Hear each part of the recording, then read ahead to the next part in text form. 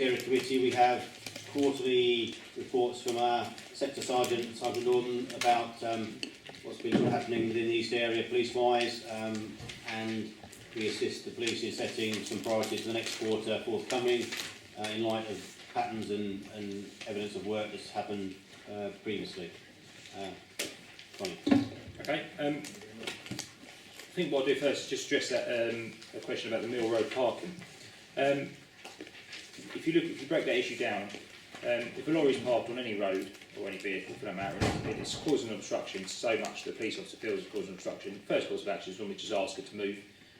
You could ticket it, for example. If it doesn't move, you can report the driver for summons, which I think is what you were getting at, which is actually not just a £6 fine, it's going to court, and you can take it, and the court can impose much bigger fines, which hurts. If the driver then still doesn't move it though, you can actually arrest the driver and move the lorry yourself. How I move the lorry, I'm not quite sure yet. I'll probably get another lorry driver.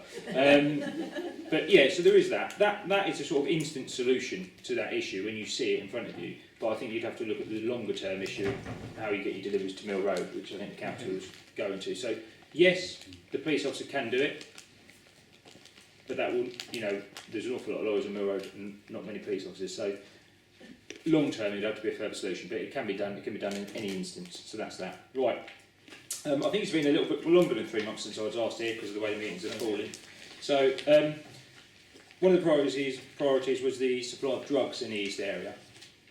And as the councillor to my right said, criminals don't look at boundaries, wall boundaries. Often they don't really know where they are. And never is that truer than the next one. In the East, we continue to see London drug dealers coming up, and it's actually really helpful that they don't know where they are, because they can't answer simple questions like what street is it, where are you staying, things like that. What address are you in? What road is this? And it really helps us. It is sometimes like catching fish in a barrel. It hasn't really changed. We see London drug dealers come up. They position themselves normally in vulnerable members of the community's houses. Often that starts with a simple supply of a couple of wraps of drugs for free, for the privilege of sitting in their house all night. The next day probably just a one wrap, and after that threats of violence. They will sit there, they will terrify people. So we launched Operation Hexim, which I think we stole from another force, and I know we've given it to other forces. It continues, it will continue. What that means is officers go regularly, several times a week, to addresses. We do the addresses on traffic light systems, the ones we think are really active. We go every few days, and amber, green, as such, slightly less. Officers, because we go so often to these addresses, we can spot things quite early on that stand out as wrong. Obviously, these are normally chaotic addresses. So if you see a shiny pair of trainers on the floor by the door, you generally know someone else is in that flat who shouldn't be. Little things like that, you spot what's different.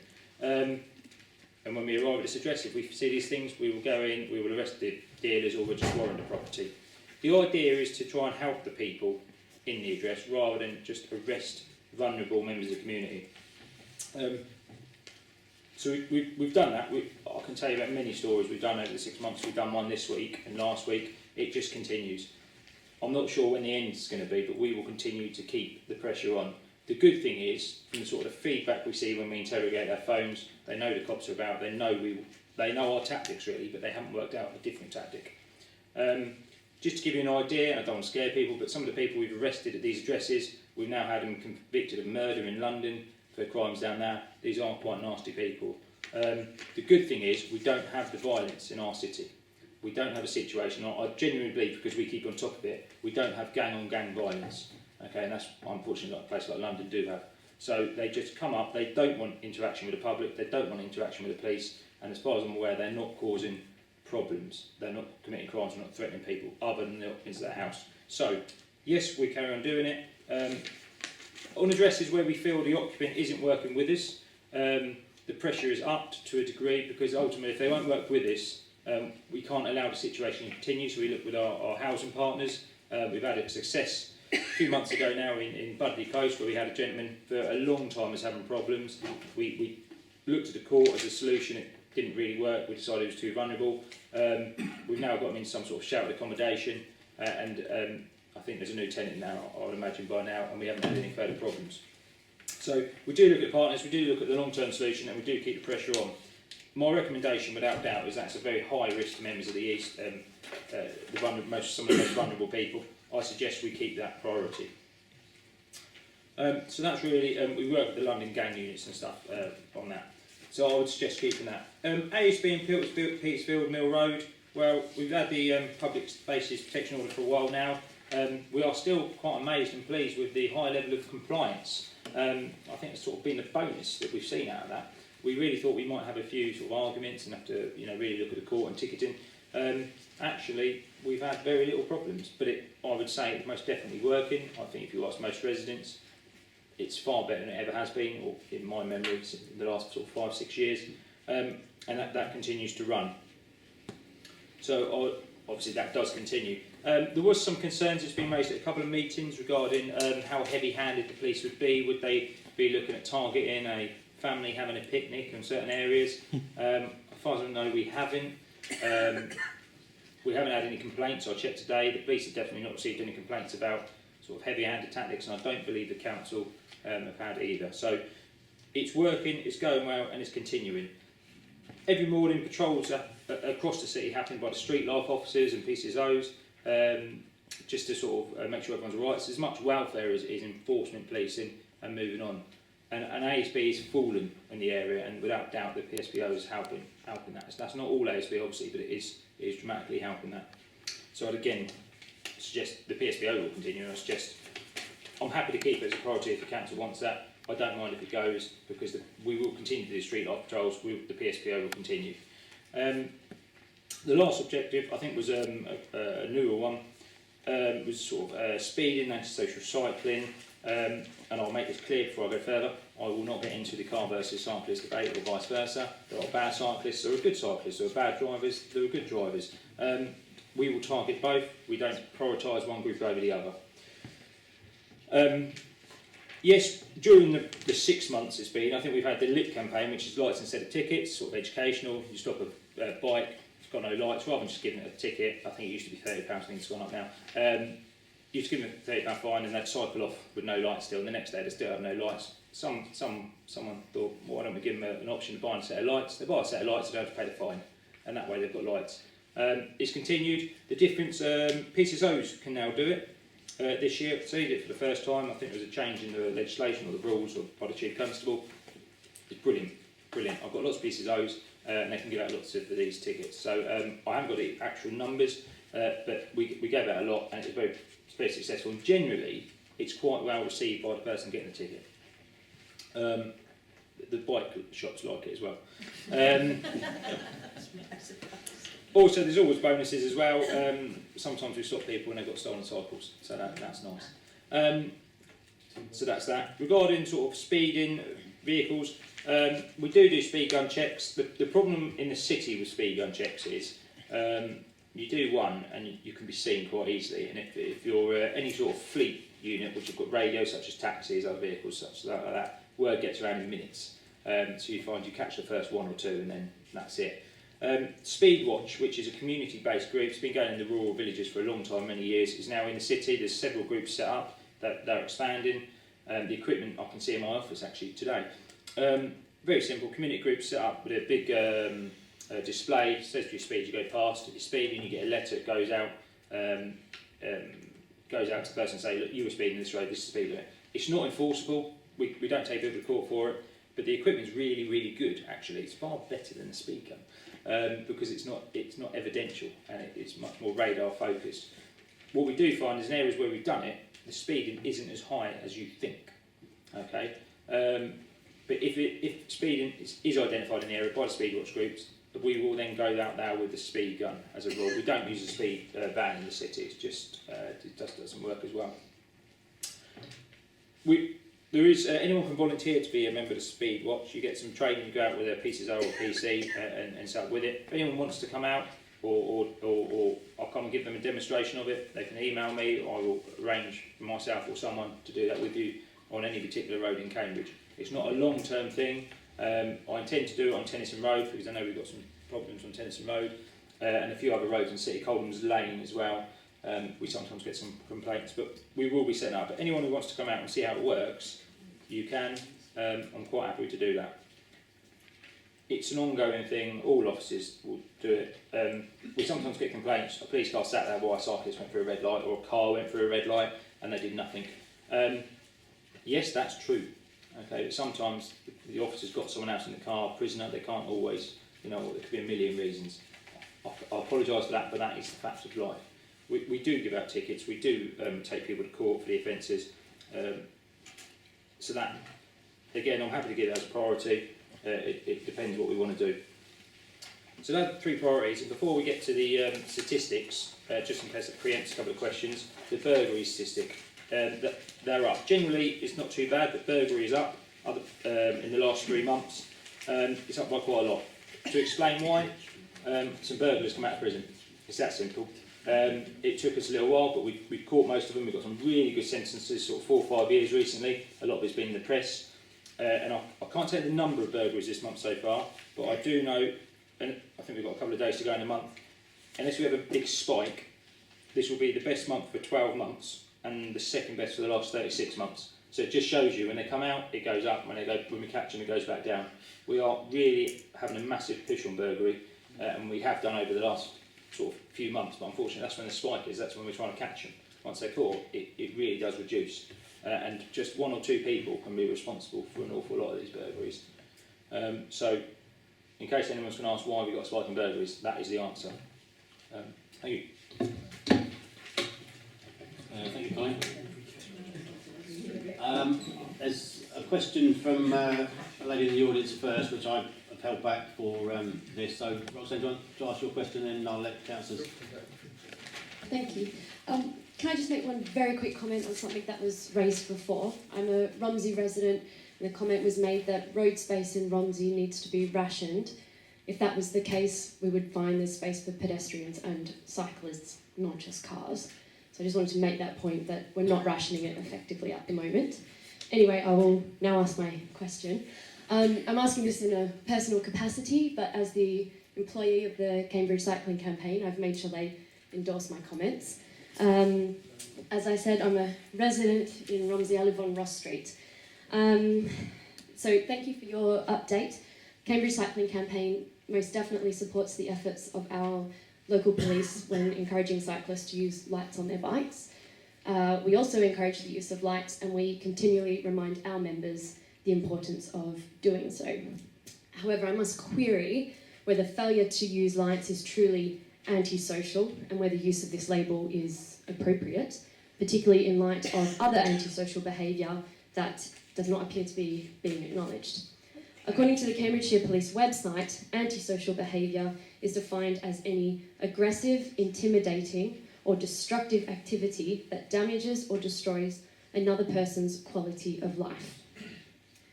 So, I urge the Cambridgeshire Police to acknowledge and prioritise the very real and dangerous antisocial behaviour from people in cars before someone is killed or more people are seriously injured.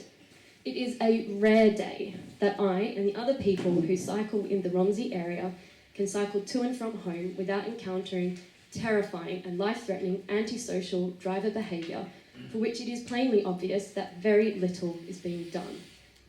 It starts at the Mill Road Bridge. People on bikes are continually tailgated and dangerously overtaken by people in cars at high speeds and with little visibility. The danger is not only from the cars passing from behind. I've nearly been hit by cars heading towards me from the other side of the bridge who clearly have not had the visibility to pass safely. This then continues along the lengths of Mill Road, where people in cars overtake too close with insufficient space to complete their manoeuvre. Often they need to bail out of their overtaking manoeuvre due to oncoming traffic. This results in squashing the person on their bike onto the pavement. Of the drivers who cannot overtake, many choose to tailgate the person on the bike at close range and in a manner that feels threatening, and then they like to beep.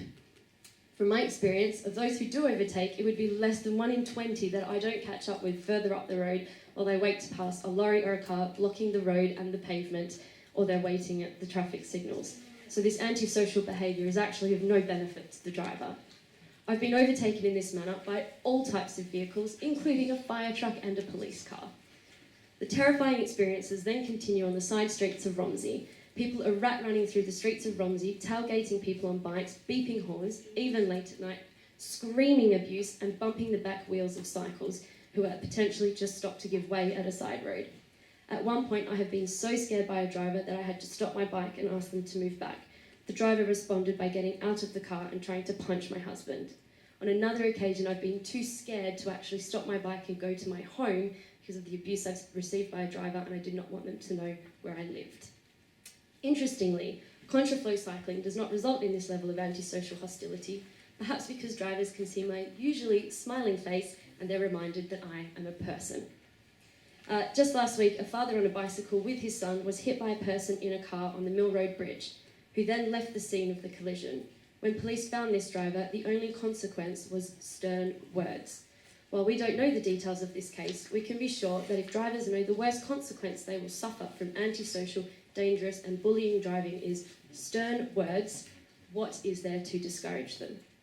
So, we would like to see the police making strong and public statements about safe driver behaviour and follow this up with enforcement for passing at a safe distance, not passing in dangerous, hazardous locations and with insufficient visibility, not tailgating cyclists, and please, no passing whatsoever on the Mill Road Bridge. Thank you. Right. Colin, can I'm inclined to take questions together on the basis that actually I don't want to give, well, there was a question at the beginning, but I don't wish to give paramount importance to one particular question over another, and there may be others, so I want you to take certainly the audience questions first and then respond in a package, if that's all right. Mr. Gawthorpe. Well, I'd actually like to endorse the comment made about Mill Road Bridge. I must be one of the few drivers that actually, I'm sorry to use this word, tailgates people going up Mill Road Bridge, because I refuse to cross the white line and put them in danger. And loads of people just make no effort at all. They just cross that solid white line as if it doesn't exist. I don't know if it needs repainting, but I too saw that report in the paper, and I have to say it was not a couple of years ago that Councillor Marchant-Daisy was also knocked off her bike on Mill Road Bridge. Drivers do not respect that single white line that they shouldn't cross on the approach ramp. Anyway, that's not my question, sorry. My question relates actually to the Public Space Protection Order. I actually have to endorse what the officer has said about that, and all this nonsense about people being disturbed, having picnics on Petersfield, etc. It is just nonsense from Councillor Bick and his cohorts, and I think that it's just been proven to be the case. But I am concerned, and this is my question, I am concerned about the play area behind the bathhouse, because the City Council is about to spend quite a large amount of money on that play area, but it is not in the Public Space Protection Order list. I did ask for it to be put in, but it was deemed not to be included, and it's a real problem. And after it's had £55,000 spent on it, it will be a terrible waste if it then just became populated by people drinking. So I wonder if perhaps the police would like to comment on the space behind the bathhouse, which I know is problematic, but perhaps councillors might care to consider if they can include it in the Public Spaces Protection Order when it comes up for renewal. Thank you. I'll certainly cover that second part when we have a chance as councillors to speak. Any other members of the audience come to ask a silly question? Have you come to ask it, or just come to you tonight, Mr. Colin? It's just an ongoing one that I've raised before. Okay. Yeah, it's just my ongoing moan at cars which have illegally adapted engines which make them really, really, really loud. And I live on the main road on Cherryington Road, and it doesn't make sleeping easy. That's what I can say. Thank you. Thank you.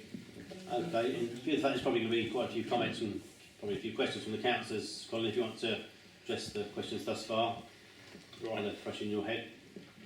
I'm going to go to yours, because it's quickest to answer probably. Regarding cars, there are rules on that. If they're seen by police, they should be getting pulled over. There is traffic police who sort of do a lot more than that than others. If there's a particular time and date when you're noticing these, let us know. We do know when they do the car meets, we do bring in traffic police, because ultimately they know the legislation a little bit better. There is tons of traffic law. So if there's a particular time, it's always 9 o'clock on a Thursday, email me and I'll see if I can get someone there for 10 to 9 on a Thursday. Okay. Right. As I said at the very beginning, I'm not getting into a car versus cyclist debate. I cycle, I use the bus, and I drive a car. When I cycle in Cambridge, sometimes I am scared because of car users. However, equally, I see cyclists do things which are idiotic and extremely dangerous. You're starting the cars. No. I'm saying this is my answer. Okay. Do the police take action? Yes. No. But that is your perception. The point is, we could debate all night. You know, you saw an offence of a car, someone else saw an offence of a cycle. I could debate all night. Can I ask, did you report any of the offences to Parkside Police Station? So one of the... No, it's a simple question. Because the reason I ask, if, say, there were lots of people reporting incidents, right, there was a bigger problem. You could say the police don't perceive the problem, but if no one reports it to the police, you can't expect the police to investigate. Can I will give you a right to reply, Roxanne, but I just want Okay. Colin to make his point. So, yes, I agree, there's some very bad car drivers that scare people and intimidate and shouldn't be on the road. I do agree with you, it's very scary, because in a car, actually, these days, you are quite well protected. Okay? On a bike, you almost have no protection. And I say that as a cyclist. Okay, so I agree with you. But I don't really know what you want me to say. The police will take action if they see offences. They do investigate it. We do prosecute car drivers. There are stats available. There is no debate we do. Regarding the Mill Road Bridge, for example, if we see an offence, we will take action. I'm not saying it doesn't happen. I'm not in denial. It does happen. But I'm not sure what you want me to do. We will take action if we see the offence. If an offence is reported to us and we can get a prosecution out of it, we will. If we deem that is in the public interest, we do. I don't want to come across as anti-cyclist, but I'm not anti-car. All road users need to share the space. Okay, that is a fact. And that isn't going to go away. So we could get here and we could have this debate for hours and hours and hours. But you've got to say, what is going to improve it? One, road layout. I know there's lots of things in Cambridge about cycle paths. I come in by Huntington Road sometimes. That's a lovely, very, much safer. I like cycling down that. Okay, would I cycle down certain roads in Cambridge? No, I wouldn't. Okay, but that's my personal choice because I don't trust car drivers. I don't think the space is big enough for cyclists. That's my personal choice. If someone tries to attack me in a car though, I would report it and I'd want it investigated. And if they can get a prosecution out of it, I support that. Okay. Regarding being antisocial, if I'm honest, I'm happy for the definition to, for us to look at the change in the name. I'm quite happy to say if everyone thinks that's the wrong, how we phrase it or how it's been phrased in the report is wrong, I'm happy with that. I don't have a problem with that. Is it antisocial? Again, I think we could be here all night. I would, as a car driver, driving at someone deliberately, yes, it's antisocial, but it's more than that. It's dangerous driving. It's life-threatening, isn't it? Attempted murder. Well, yeah. Yes. Yeah. Hang on, I'm agreeing with you. I'm not anti you, but is it as a car driver, someone jumps through a red traffic light in front of me and I hit them in my car? The chance of injury to me is nothing. But I'd say actually that's very upsetting, and that's for me. Is it antisocial? We could debate all night. I'm not too worried about the name. Okay, if we can think of a better name, let's do that. The point is, cars and bikes have got to share the space. Okay, if there's offences, report them. If you don't report them, you won't get the resources. Are they investigated? Yes. And regarding the incident on Mill Road, I don't know the details about that, and I don't. But I noticed you said you don't know the details as well.